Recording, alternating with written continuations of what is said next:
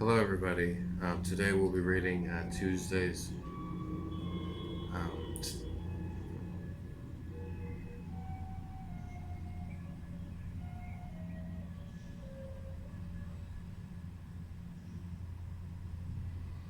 Hello, everybody. Today we'll be reading Tuesdays with Morrie. It's a book that I've heard a lot about. I think I actually may have read it years ago, but I don't really remember. But it's a book. It says an old man, a young man, and life's greatest lesson. So I'm going to read it here, and see, it's very highly acclaimed. So right now we're going to be reading chapter one on Tuesdays with Morrie.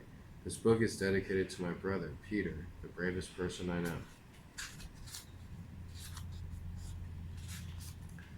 know. The curriculum. The last class of my old professor's life took place once a week in his house, by a window in the study where he could watch a small hibiscus plant shed its pink leaves. The class met on Tuesdays. It began after breakfast. The subject was the meaning of life. It was taught from experience. No grades were given, but there were oral exams each week. You were expected to respond to questions, and you were expected to pose questions of your own. You were also required to perform physical tasks now and then, such as lifting the professor's head to a comfortable spot on the pillow or placing his glasses on the bridge of his nose. Kissing him goodbye earned you extra credit. No books were required, yet many topics were covered, including love, work, community, family, aging, forgiveness, and, finally, death.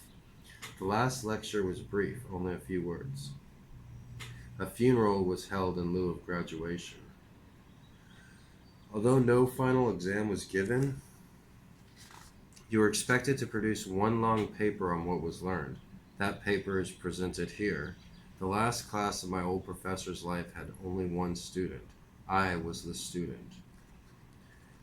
It is the late spring of 1979, a hot, sticky Saturday afternoon. Hundreds of us sit together, side by side, in rows of wooden folding chairs on the main campus lawn. We wear blue nylon robes. We listen impatiently to long speeches. When the ceremony is over, we throw our caps in the air and we are officially graduated from college, the senior class of Brandt University in the city of Waltham, Massachusetts. For many of us, the curtain has just come down on childhood. Afterward, I find Morrie Schwartz, my favorite professor, and introduce him to my parents. He is a small man who takes small steps, as if a strong wind could, at any time, whisk him up into the clouds. In his graduation day robe, he looks like a cross between a biblical prophet and a Christmas elf. He has sparkling blue-green eyes, thinning silver hair that spills onto his forehead, big ears, a triangular nose, and tufts of graying eyebrows. Although his teeth are crooked and his lower ones are slanted back, as if someone had once punched them in, when he smiles, it's as if you just told him the first joke on earth. He tells my parents how I took every class he taught. He tells them, "You have a special boy here." Embarrassed, I look at my feet. Before we leave, I hand my professor a present, a tan briefcase with his initials on the front. I bought this the day before at a shopping mall. I didn't want to forget him. Maybe I didn't want him to forget me.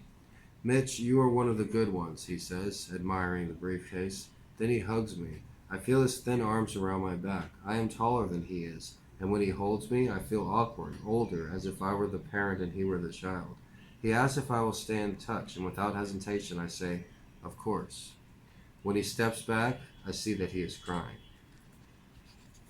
Okay, that was the first chapter of Tuesdays with Morrie, and it was called the curriculum. The curriculum, Tuesdays with Morrie.